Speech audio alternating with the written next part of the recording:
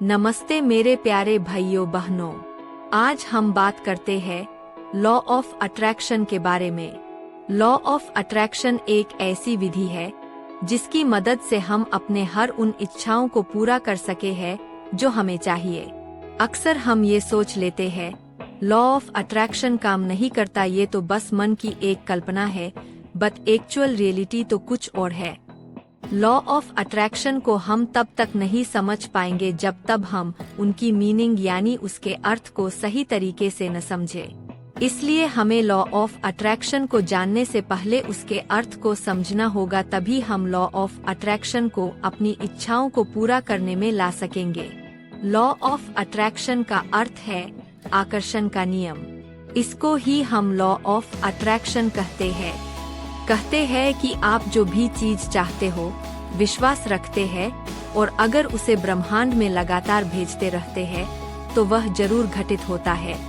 पूरा ब्रह्मांड आपके इस कार्य में मदद करता है। अब आपके मन में आ रहा होगा कि लॉ ऑफ अट्रैक्शन सच में काम करता है क्या? तो जी हाँ, ये सच में काम करता है। बस अपने आप को यकीन दिलाइए और जो आप चाहते हैं उसको इमेजिन करने लगिए और उसको सच मानिए और अपनी एनर्जी यूनिवर्स तक पहुंचने दीजिए। आपकी इच्छाएं जरूर पूरी होंगी, क्योंकि तब आप यूनिवर्स से कनेक्ट हो जाओगे और आपको आपकी इच्छाएं पूरी होती हुई नजर आएंगी, क्योंकि तब आपको समझ आ जाएगा कि हाँ, लॉ ऑफ अट्रैक्शन काम करता है। तो चलिए आज हम जानते हैं लॉ ऑफ अट्रैक्शन को कैसे यूज करें और इसके नियम को कैसे पूरा करें, जिससे हम अपनी इच्छाओं को यूनिवर्स तक भेज सके और उनको पूरा कर सके। कैसे आकर्षण के नियम अर्थात लॉ ऑफ अट्रैक्शन का यूज करें। आकर्षण के नियम लॉ ऑफ अट्रैक्शन के अनुसार आप अपने जीवन में पॉजिटिव और निगेटिव चीजों को अपने विचारों और कर्मों से अपनी ओर आकर्षित कर सकते हैं। यह इस सिद्धांत पर आधारित है कि सब कुछ ऊर्जा से निर्मित है, इसलिए जिस प्रकार की ऊर्जा आप बाहर छोड़ेंगे वही आपके पास वापस लौटेगी। अगर आप ब्रह्मांड को अपनी इच्छाएं बताने के लिए आकर्षण के नियमों का इस्तेमाल करने के लिए तैयार है, तब पॉजिटिव माइंडसेट का निर्माण करके शुरुआत करिए। उसके बाद अपने लक्ष्यों के लिए कर्म करिए और असफलताओं का सामना अच्छे एटीट्यूड से करिए। आज आपको 3 विधियां मिलेंगी जिसको आप अपना कर लॉ ऑफ अट्रैक्शन को सही तरीके से कर पाएंगे। प्रथम विधि, पॉजिटिव माइंडसेट बनाना। इसमें नंबर 1 है, आप अपने जीवन में क्या चाहते हैं उस पर फोकस करिए, न कि उस पर जो आपके पास नहीं है। अपनी पुरानी टूटी हुई कार के बारे में मत सोचिए, उसकी जगह कल्पना करिए कि आप नई कार चला रहे हैं। इससे फोकस उस पर जाता है जो आप अपने जीवन में लाना चाहते हैं, बजाय उसके जिसे आप अपने जीवन से हटाना चाहते हैं। इससे ब्रह्मांड को एक संदेश जाता है कि आप चाहते हैं कि आपकी आशा अच्छी चीजों के होने की है। इसके पीछे विचार यह है कि आप जिस बारे में सोच रहे हैं वही आप अपने जीवन में चाहते हैं। इसलिए अगर आप सोचते हैं कि काश मेरे पास एक ऐसी कार होती जो बार बार न बिगड़ती, तब भी आप अपनी पुरानी कार पर ही फोकस कर रहे हैं, नई पर नहीं। दूसरे उदाहरण के रूप में, अपने मन में बजाय यह सोचने की मुझे आशा है कि मैं इस सेमेस्टर में फेल नहीं होऊंगा, सोचिए मैं अच्छे ग्रेड पाने के लिए पढ़ाई कर रहा हूँ। नंबर 2, आप अपने जीवन में क्या चाहते हैं उस पर फोकस करिए, न कि उस पर जो आपके पास नहीं है। अपनी पुरानी टूटी हुई कार के बारे में मत सोचिए, उसकी जगह कल्पना करिए कि आप नई कार चला रहे हैं। इससे फोकस उस पर जाता है जो आप अपने जीवन में लाना चाहते हैं, बजाय उसके जिसे आप अपने जीवन से हटाना चाहते हैं। इससे ब्रह्मांड को एक संदेश जाता है कि आप चाहते हैं कि आपकी आशा अच्छी चीजों के होने की है। इसके पीछे विचार यह है कि आप जिस बारे में सोच रहे हैं वही आप अपने जीवन में चाहते हैं। इसलिए अगर आप सोचते हैं कि काश मेरे पास एक ऐसी कार होती जो बार बार न बिगड़ती, तब भी आप अपनी पुरानी कार पर ही फोकस कर रहे हैं, नई पर नहीं। दूसरे उदाहरण के रूप में, अपने मन में बजाय यह सोचने के, मुझे आशा है कि मैं इस सेमेस्टर में फेल नहीं होऊंगा, सोचिए, मैं अच्छे ग्रेड पाने के लिए पढ़ाई कर रहा हूँ। नंबर 3, अपने सपनों को पूरा होते हुए देखिए। अपनी आंखें बंद करिए और कल्पना करिए कि आप वही जीवन जी रहे हैं जो आप चाहते हैं। कल्पना करिए कि आप अपना मनपसंद काम कर रहे हैं, अपने कौशल का प्रदर्शन कर रहे हैं या अपनी नई कार में बैठ रहे हैं। अपने इरादों को सुदृढ़ करने और उनको वास्तविकता के एक कदम और निकट लाने के लिए प्रतिदिन ऐसा करिए। सदैव अपने को सफल होते हुए देखने की कल्पना करिए। उदाहरण के लिए, कल्पना करिए कि आपको काम में तरक्की मिली है, न कि आप केवल अपना रोजमर्रा का काम कर रहे हैं। आप केवल काम पाना नहीं चाहते हैं, आप उसमें एक्सेल करना चाहते हैं। नंबर 4, जो भी आपके पास है उसके लिए आभारी होइए। अपने जीवन की अच्छी चीजों के लिए आभारी होने से आपको अपना जीवन अच्छा लगता है, जिससे आपके पॉजिटिव माइंडसेट को समर्थन मिलता है। जीवन की अच्छी चीजों के बारे में आभारी होने से आपको अपना जीवन बेहतर लगता है, जिससे आपके पॉजिटिव माइंडसेट को भी समर्थन मिलता है।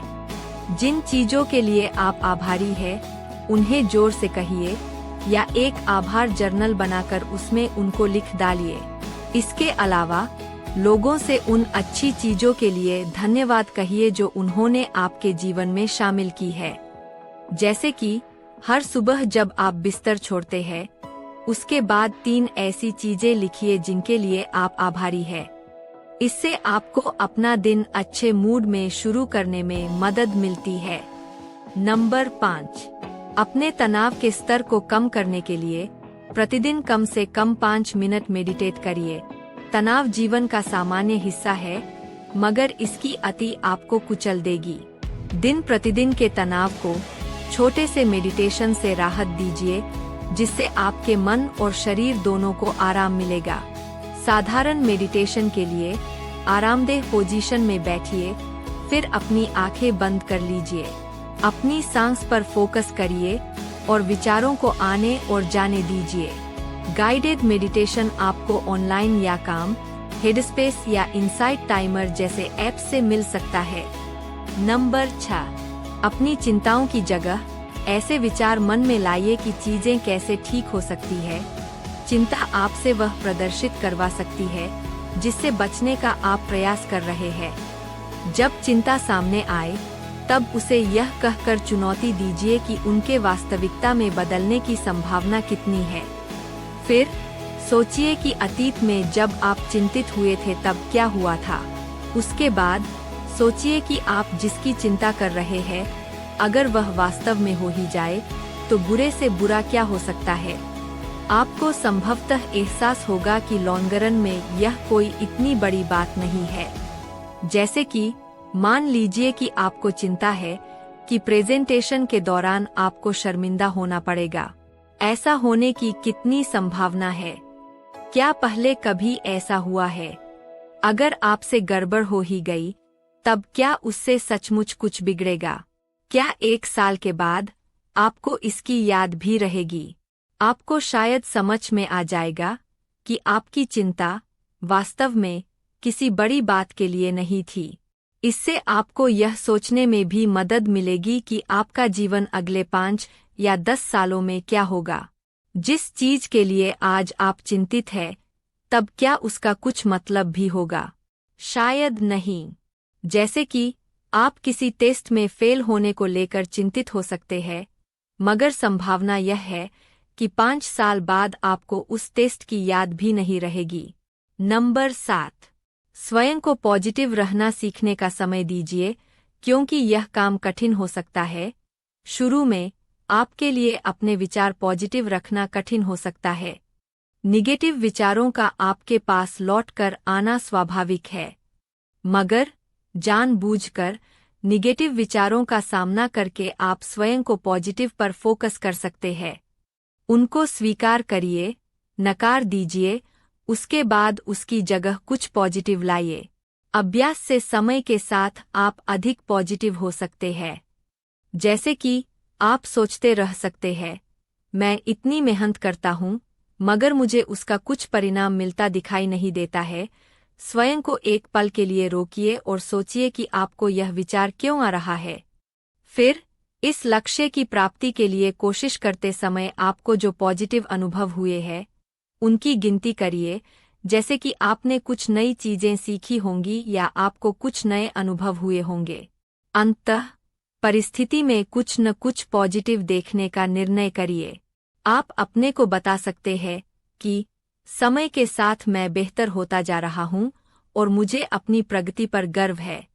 तो आपको लॉ ऑफ अट्रैक्शन को करके आप अपनी इच्छाओं को पूरा कर सकते हैं और स्वयं पर नियंत्रण करके हर उस चीज को कर सकते हैं जो आप अपने जीवन में चाहते हैं। दूसरी विधि हम आपको अपने दूसरे वीडियो में बताएंगे। एक ही वीडियो में लॉ ऑफ अट्रैक्शन की विधियों को बता पाना मुश्किल है। आशा करती हूँ आपको हमारी ये जानकारी अच्छी लगी। ऐसे ही और जानकारी के लिए हमारे चैनल को लाइक सब्सक्राइब करें और अपने दोस्तों में शेयर करें। तो मिलते हैं नेक्स्ट वीडियो दूसरी विधि के साथ। तब तक के लिए जय श्री राम। धन्यवाद।